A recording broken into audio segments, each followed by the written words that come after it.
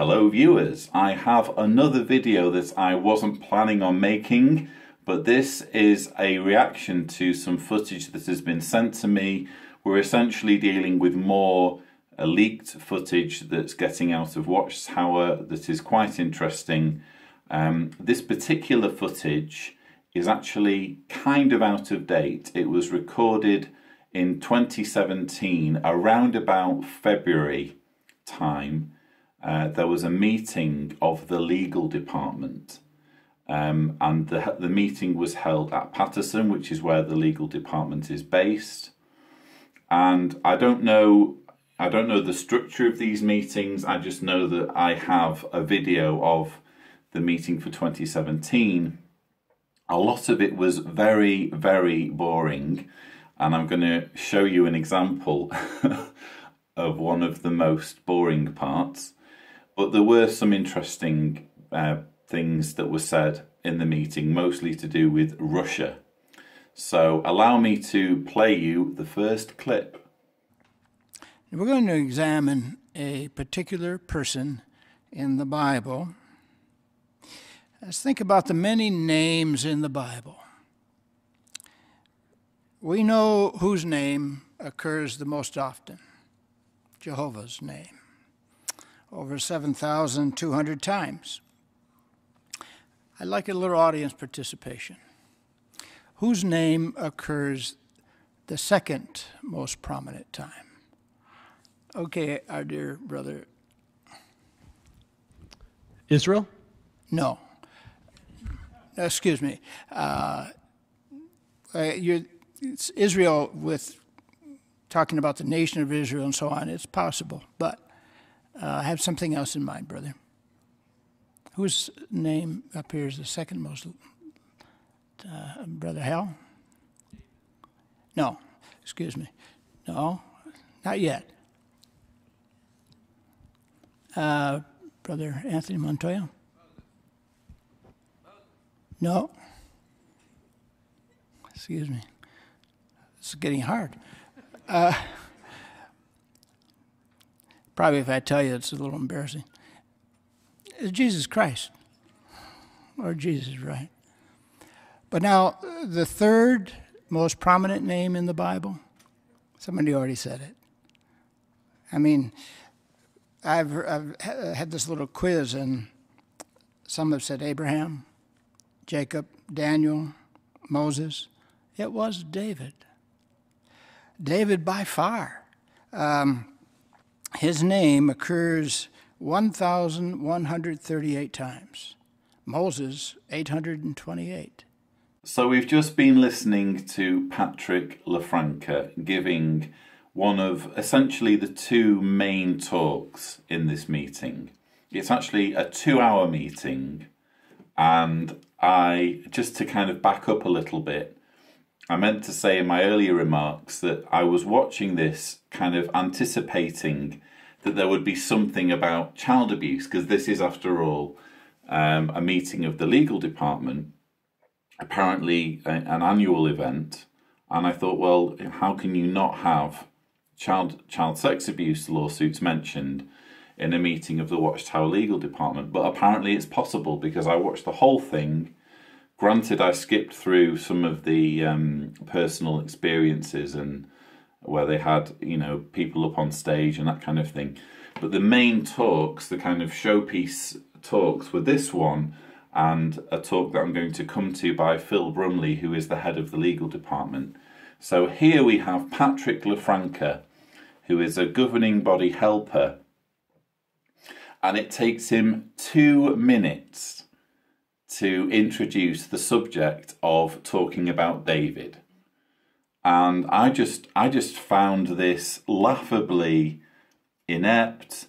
It was very, very dull. It was awkward because he was trying to do an audience participation. Why he needed to do an audience participation on this point of how many times people's names are mentioned in the Bible, I have no idea.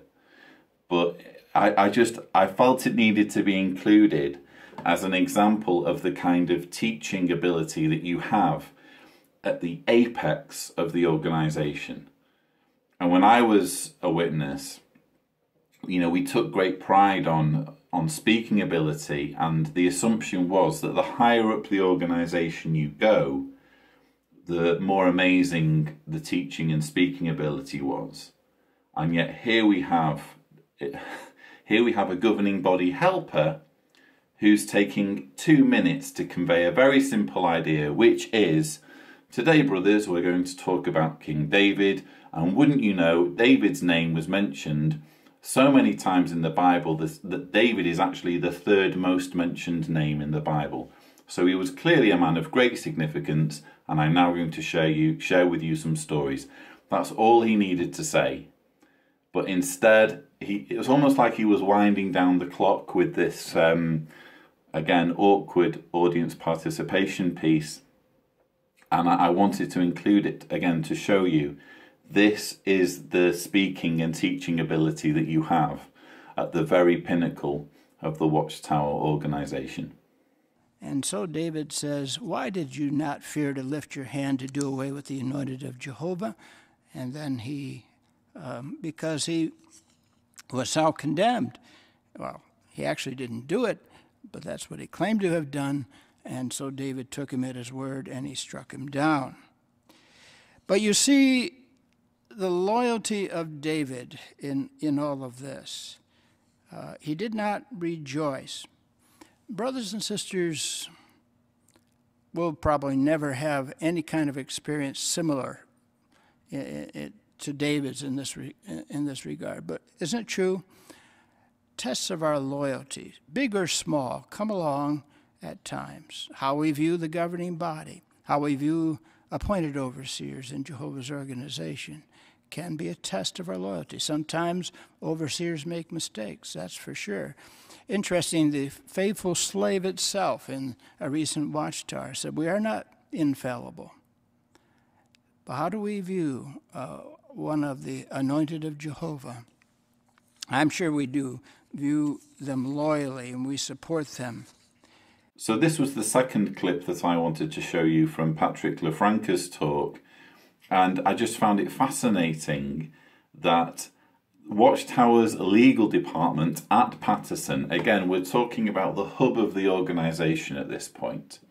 When we think about Watchtower and the Watchtower organisation and the hierarchy and the kind of nuts and bolts at the very top of the organisation, this is essentially it. We are eavesdropping on the legal department of Watchtower having a meeting.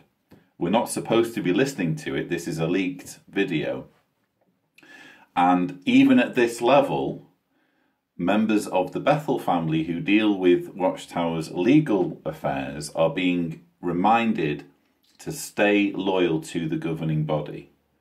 And they're given this example of King David slaughtering an Amalekite who claimed to have killed King Saul.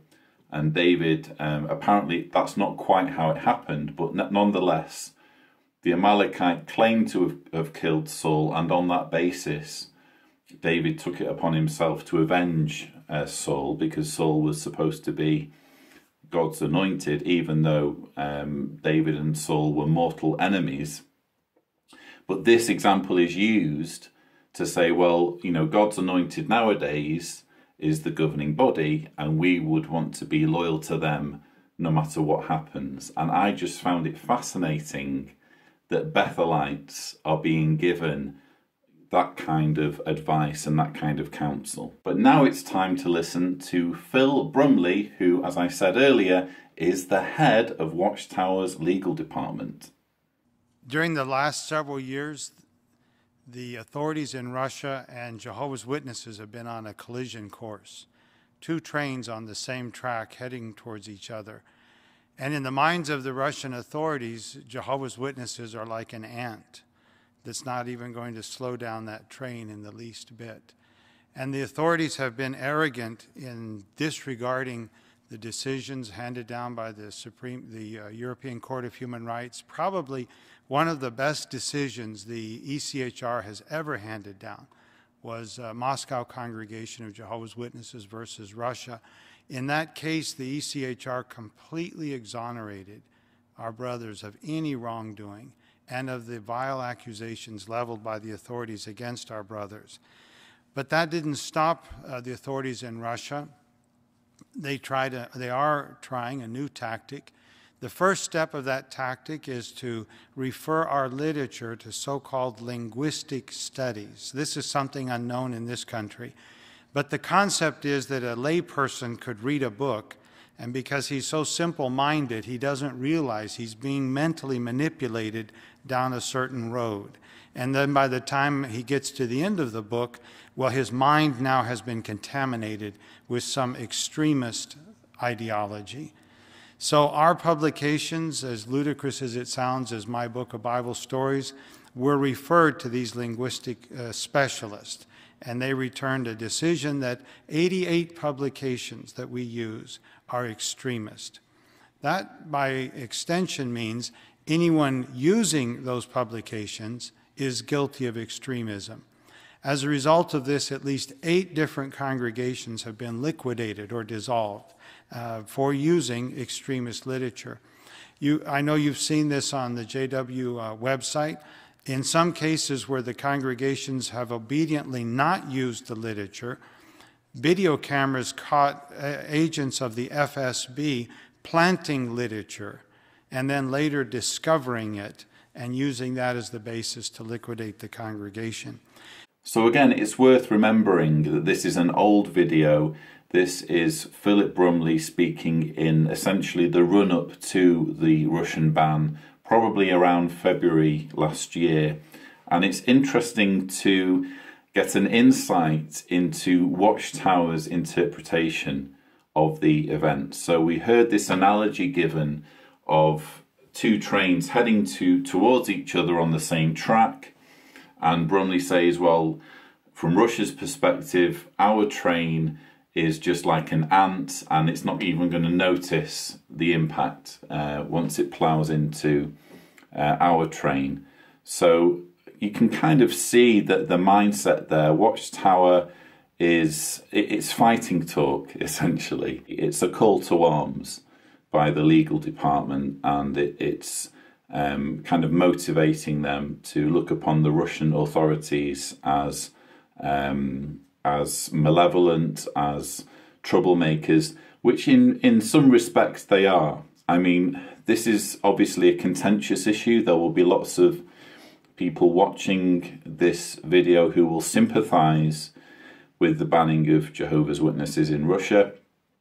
I've obviously made my opinions very clear on the subject. I made a video titled "The Day After the Ban," in which I basically gave all my arguments as to why I think it's a very dangerous thing for any religion to be banned wholesale, because it's not the leaders. Well, one of the reasons is that it's not the leaders who suffer, it's the ordinary worshippers who are basically being punished for what's going on in their heads.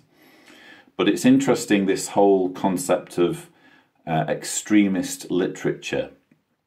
And this, I think extremism is a problematic word when it comes to cults, because when you hear the word extremism, you automatically associate it with basically terrorism, with people being radicalized to commit mass murder, essentially. So it's a question of, do we call Jehovah's Witnesses extremists? Is their literature extremist? I think there's always a problem when you avoid nuance and when you avoid when you paint something with this broad brush and you avoid the fact that there are differences.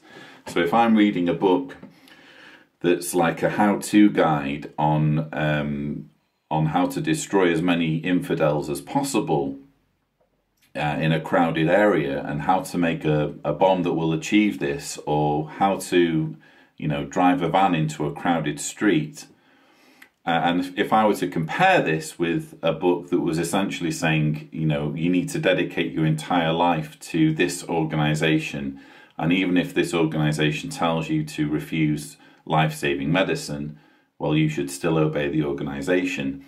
Both of those are extreme views, but there's quite clearly one of those books is more harmful and is going to do more damage than the other. So again, we're really on dangerous ground when it comes to banding words around in kind of a way that doesn't observe the differences and the nuances that are involved. And when it comes to Russia, they have essentially declared as extremist anything that undermines their control. This is first and foremost what the Russian ban is all about. It's about control. It's about the Russian authorities objecting to the fact that here's this group of people who don't answer to us, they answer to a bunch of guys in New York. How on earth are we supposed to control them the way we control the Russian Orthodox Church? That's essentially what the whole issue is. It's not necessarily to do with concern for individual Jehovah's Witnesses. We just learned earlier today that the Supreme Court of Russia will hear the matter on April the 5th, 2017, just in a few weeks. It is a virtually foregone conclusion what will happen in the Supreme Court, because with a veneer of legality, the literature is extremist, the local organizations are using it, you're helping the local organizations, therefore you're guilty, that is the branch, and the government is justified in shutting down the branch. If this were to take place, we have over 400 LROs, local religious organizations, that would also be liquidated. So we're facing the very real possibility that our kingdom halls across Russia could be shut down or worse, confiscated, or attempts made to confiscate it. And the branch, similarly, shut down, and the brothers not allowed to use the facilities. So in response to this, the governing body has organized a vigorous response, both legally, in contacting government officials and in the media. Brothers in Europe will be filing emergency applications for hearing before the European Court of Human Rights and before the CCPR of the United Nations.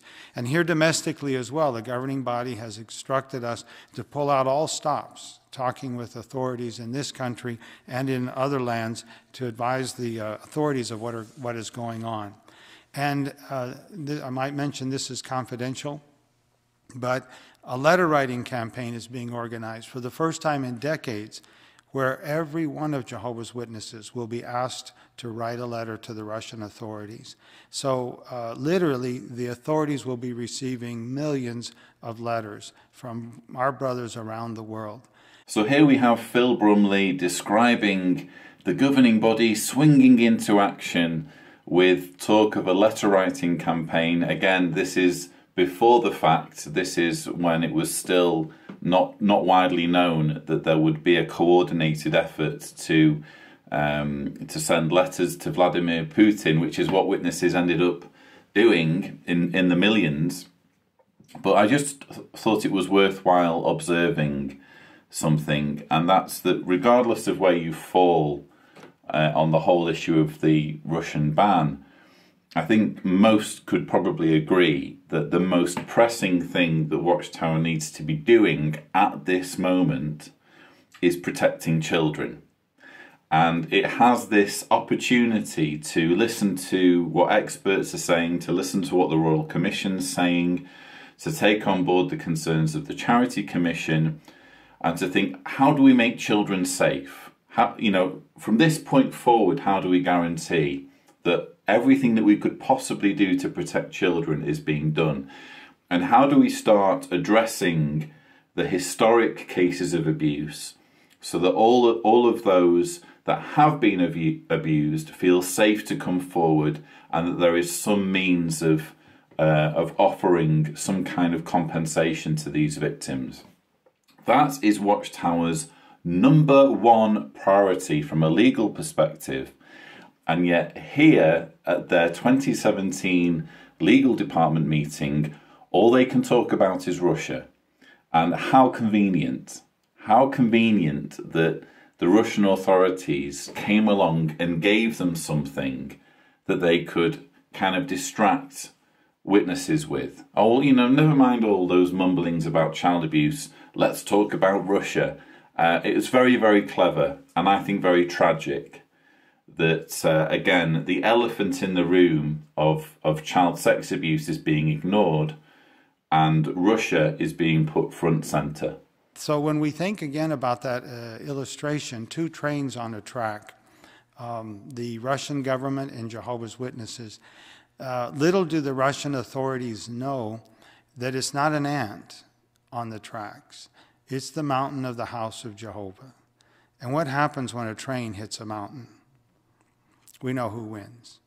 So what's our attitude, and what's the attitude of the brothers in Russia?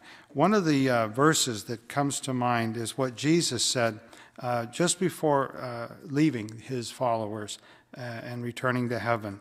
If you open your Bibles there to John, the 14th chapter, talking to his followers, Jesus said this in verse 27. John 14:27. I leave you peace. I give you my peace. And therefore he said, do not let your hearts be troubled, nor let them shrink out of fear. And then if you turn over to John 16:33, his famous words, I have said these things to you, but that by means of me you may have peace. And then he added, in the world you will have tribulation, but take courage, I've conquered the world. It is an amazing thing to see the resolute confidence that our brothers in Russia have in what they're going to do and how they're going to confront this situation. Actually, in many ways, those of us here in the West, so to speak, have reacted more to this than the brothers in Russia. They've essentially said, we've done this before and we'll do it again. It's an interesting little side note as well. When Satan attacks us openly like this, what's the net result? Jesus foretold that it would result in a witness when we were brought before governors and kings and so on. And that's what's happening. So in these lands where we have this kind of opposition, we grow. Russia has been growing every year, except last year where it had a 1% decline, basically because of the some brothers leaving as refugees, getting out of Russia. But there's no question that if the opposition continues, it's only going to spur growth. It's only going to spur commentary on what's taking place. And without going too far, saying too much, so I'll put it this way. One could speculate as to whether what we're seeing is of biblical proportions. So there are battles that we fight, battles that come and go. There are some of our battles that were prophesied. And it will be interesting to see in retrospect, years down the road, as we look back on what's happening right now, whether this was something of biblical proportions that's taking place in Russia. So, hopefully you can understand why I've been so anxious to share this video and why I've called it the persecution complex. Because there you have a really clear example of the way the news of the Russian ban was received in the build-up to the ban being made official. Just look at how they're reveling in this. And again, we're not talking about some kingdom hall or some assembly or something. We're talking about a video that we're not supposed to be watching, that was filmed at Patterson of a closed-door meeting of the legal department. And this is the kind of rhetoric that we're getting. This is the kind of fighting talk where they're saying, well, the Russians don't know what's going to hit them because we have the mountain of Jehovah on our side. And you know what? We actually think this might be a fulfillment of prophecy. That's how Watchtower is reacting. They love it when they're being persecuted. You can almost sense the jubilation in this brief clip. Fantastic. Now people are going to talk about us. Now the discourse is going to be about our rights as worshippers. Now there's going to be better growth as a result of the work being banned. There's actually going to be more growth now. I want to pick up on what Brumley said about there being a decrease in the year before the ban, just to clarify, I said in the past that, well, there you go, all by themselves, the witnesses were declining in Russia without any interference from the government.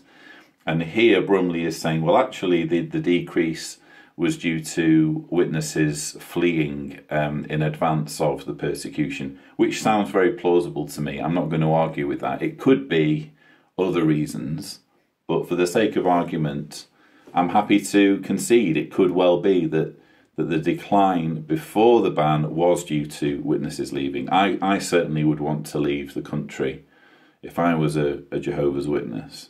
But even so, how clear it is that when Watchtower is faced with this kind of situation, it's not so much dwelling on witnesses being abused, on them being attacked by thugs, on them being thrown into jail cells, on them being given fines, on them struggling to find employment, on witness children being potentially taken from their parents, as we heard could be the case, on witness children being humiliated in the school classroom. These are all stories that we've heard since the ban was introduced. But in the weeks leading up to the ban, they're not thinking about that. They're not thinking about the impact on individual witnesses.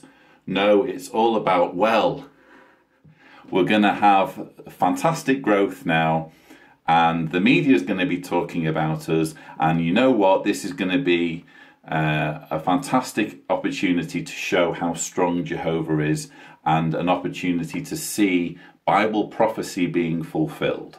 Just a little interesting side point. Just last week we met with members of the Russian Ministry of Justice, and we talked to them about this process of labeling literature extremist and so on. And we showed them my book of Bible stories. And we said, could it be possible that your government, is it really so, is calling this publication extremist? Oh, they said that the reason for that is in English it's innocuous.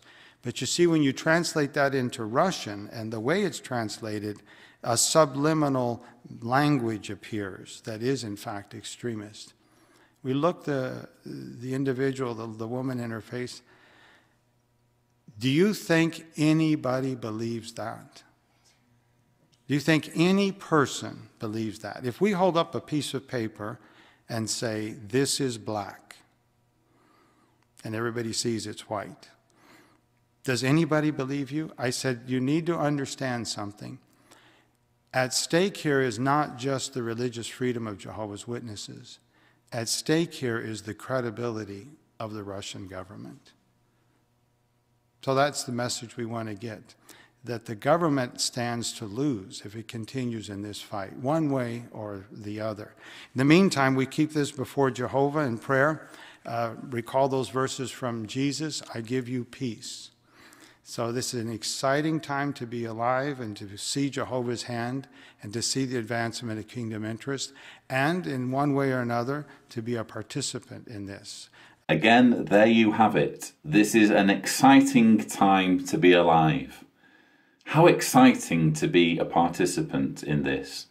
No regard for the misery that will be inflicted on individual witnesses who will be hit hard by the ban. And again, you type into Google, Russia ban Jehovah's Witnesses, and just see what stories come up. You know, since the ban's been enforced, already we're getting some horror stories seeping out of Russia of the impact on a human level that this ban has had. But when it was still yet to be brought into force, how exciting this is. But I did just want to as well point out that astonishing conversation that Phil Brumley relates, where he's talking to a government official, and he's talking about using the example of the Bible Stories book. Interestingly, anyone who is familiar with the Bible Stories book and and knows its contents probably it's not too much of a stretch to say that the contents are extreme. Maybe not extremist, but certainly extreme when you look at the pictures of gore and carnage and blood, and it's horrendous. And I can see why in the newer version that it's far more toned down when it comes to violence. But that aside, I found it interesting that what's essentially being related is a conversation between essentially the Russian government and Jehovah's Witnesses. And Jehovah's Witnesses are saying, no one's believing you. No one's believing you when they say that this publication is extreme in any language. It's like holding up a piece of white paper and trying to say it's black. What you're saying is a load of nonsense. That's how Watchtower is reacting to authority. And yet, how does Watchtower respond when individual witnesses, faced with, frankly, aggression, faced with abuse, faced with injustice? How are individual witnesses dealt with who appeal to Watchtower's common sense and appeal to Watchtower's logic? They're not even listened to begin with. At least the Russian authorities were opening a dialogue. Whereas when it comes to Watchtower, they don't give anyone any opportunity to answer back. No one has an opportunity to point out how irrational and illogical and unreasonable and unkind these teachings and policies are. So hopefully you can understand why I found this a fascinating video. It was a 2-hour meeting, and there was lots of very, very dull, very, very tedious material in there that I've spared you from. I'm not going to say anything else about the video because I'm protecting the source, but I hope that you have found this a fascinating insight, as I have, into the inner workings of Watchtower and how they react to persecution, to perceived attacks by Satan. So I hope you found this video interesting. Please don't forget to subscribe for more videos, and as always, thank you for watching.